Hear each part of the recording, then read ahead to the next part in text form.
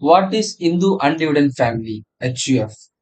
A Hindu family can come together and form a HUF.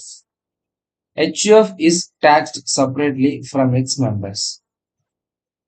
One can save tax by creating a family unit and pooling in asset to form a HUF.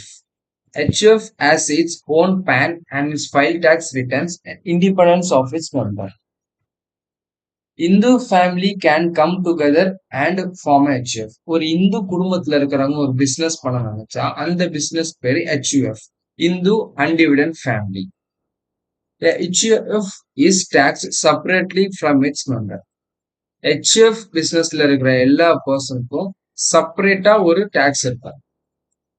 One can save tax by creating a family unit and pooling in asset form HUF. HUF form பண்றதுனால கிடைக்கிற மொத்த சொத்தும் ஒரு family unit உருவாக்குவதன் மூலமாகவும் நம்ம டாக்ஸை save பண்ண முடியும்.